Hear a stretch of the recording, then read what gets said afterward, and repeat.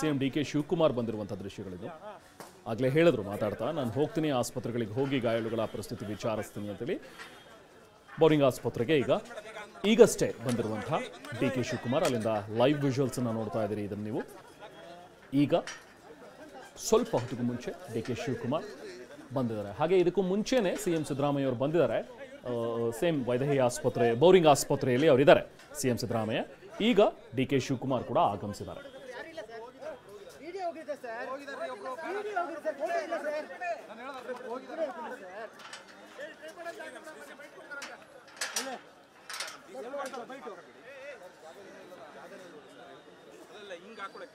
ಈಗಾಗಲೇ ಬೋರಿಂಗ್ ಆಸ್ಪತ್ರೆಗೆ ಇದ್ದಾರೆ ಅವರು ಒಳಗಡೆನೆ. ಈಗ DCM ಡಿ ಕೆ ಶಿವಕುಮಾರ್ ಕೂಡ ಅಲ್ಲಿಗೆ ಬಂದರು. ಈಗಷ್ಟೇ ಆಗಮಿಸಿದಂಥ ಡಿ ಕೆ ಶಿವಕುಮಾರ್ ಇಬ್ಬರು ಕೂಡ, ಸಿಎಂ ಮತ್ತು DCM ಇಬ್ಬರು ಈಗ ಬೋರಿಂಗ್ ಆಸ್ಪತ್ರೆಯಲ್ಲಿ ಇದ್ದಾರೆ. ಅಲ್ಲಿರುವಂತಹ ಗಾಯಾಳುಗಳ ಒಂದು ಪರಿಸ್ಥಿತಿಯನ್ನು ವಿಚಾರಿಸ್ತಾ ಇದ್ದಾರೆ. ಇನ್ನು ಅಪ್ಡೇಟ್ ಪ್ರಕಾರ ಈಗ ವೈದೇಹಿ ಆಸ್ಪತ್ರೆಯಿಂದ ಡಾಕ್ಟರ್ ಹುಮೇರಾ ಅವರು ಮಾತಾಡ್ತಾ ಹೇಳಿದ್ರು, 4 ಜನ ಬ್ರಾಡ್ ಡೆಡ್, ಅಂದರೆ 4 ಜನ ಈಗ ವೈದೇಹಿ ಆಸ್ಪತ್ರೆಯಲ್ಲಿ ಇರುವಂತಹ ಮೃತದೇಹಗಳು. ಅದರಲ್ಲಿ 2 ಗುರುತು ಪತ್ತೆಯಾಗಿದೆ, ಇನ್ನಿಬ್ಬರ ಗುರುತು ಪತ್ತೆ ಆಗಿಲ್ಲ.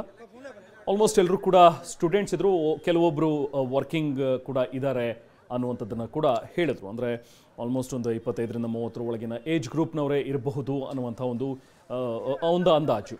ಹೆಚ್ಚಿನ ಸಂಖ್ಯೆಯಲ್ಲಿ ಯುವಕರೇ ಇದ್ದಿದ್ದರಿಂದ, ಯುವತಿಯರೇ, ಯಾಕಂದರೆ RCB ಕ್ರಿಕೆಟ್ ಅಭಿಮಾನಿಗಳು. ಸೊ ಆ ನೂಕುನುಗ್ಗಲಿನಲ್ಲಿ ಆದಂಥ ಈ ದುರ್ಘಟನೆ ನೋಡಿ. ಈ ದೃಶ್ಯಗಳು ಬೋರಿಂಗ್ ಆಸ್ಪತ್ರೆಯ ದೃಶ್ಯಗಳನ್ನು ನೋಡ್ತಾ ಇದ್ರಿ. ಸಿಎಂ ಈಗ ಬಹುಶಃ ತೆರಳುತ್ತಾ ಇರುವಂತಹ ದೃಶ್ಯಗಳಿದು. ಎಸ್, ವಿಜುವಲ್ಸಲ್ಲಿ ಗಮನಿಸ್ಬೋದು. DCM ಡಿ ಕೆ ಶಿವಕುಮಾರ್ ಬಂದಿದ್ದಾರೆ ಈಗಷ್ಟೇ. ಆಲ್ರೆಡಿ ಒಳಗಡೆ ಇರುವಂತಹ ಸಿಎಂ ಸಿದ್ದರಾಮಯ್ಯ ಈಗ ಹೊರಡ್ತಾ ಇದ್ದಾರೆ. ನೋಡ್ತಾ ಇದ್ದೀವಿ ಸಿಎಂ ಸಿದ್ದರಾಮಯ್ಯ ಅವರನ್ನ ವಾಪಸ್ ಅಲ್ಲಿಂದ ಬೋರಿಂಗ್ ಆಸ್ಪತ್ರೆಯಿಂದ ತೆರಳುತ್ತಾ ಇರುವಂತಹ ದೃಶ್ಯಗಳು. ಇದುವರೆಗೂ ಇನ್ನೂ ಸಿಎಂ ಮಾತಾಡಿಲ್ಲ, ಅವರಿಂದ ಉತ್ತರವನ್ನು ನಿರೀಕ್ಷಿಸ್ತಾ ಇದ್ದೀವಿ ನಾವು ಕೂಡ. DCM ಡಿ ಕೆ ಶಿವಕುಮಾರ್ ಮಾತನಾಡಿದ್ರು, ನಮಗೆ ಯಾವಾಗ ಹೆಚ್ಚಿನ ಸಂಖ್ಯೆಯಲ್ಲಿ ಜನ ಜಮಾಯಿಸ್ತಾ ಇದ್ದಾರೆ ಅನ್ನುವಂಥದ್ದು ಗೊತ್ತಾಯಿತು, ತಕ್ಷಣಕ್ಕೆ ನಮ್ಮ ಕಾರ್ಯಕ್ರಮದಲ್ಲಿ ನಾವು ಬದಲಾವಣೆ ಮಾಡಿದ್ವಿ. ಅವರು ಟೀಮ್ ಮ್ಯಾನೇಜ್ಮೆಂಟಿಂದ ಕೇಳ್ಕೊಂಡಿದ್ರು ಒಂದು ಓಪನ್ ಪ್ರೊಸೆಷನ್ ಮಾಡೋಣ ಅಂತೇಳಿ, ಬಟ್ ಅದು ಯಾವುದಕ್ಕೂ ನಾವು ಅವಕಾಶ ಕೊಡಲಿಲ್ಲ. ನೇರವಾಗಿ ಅವರನ್ನು ಕ್ಲೋಸ್ಡ್ ವೆಹಿಕಲ್ನಲ್ಲೇ ಏರ್ಪೋರ್ಟಿಂದ ಹೋಟೆಲಿಂದ ವಿಧಾನಸೌಧಕ್ಕೆ ಕರ್ಕೊಂಡು ಬಂದ್ವಿ.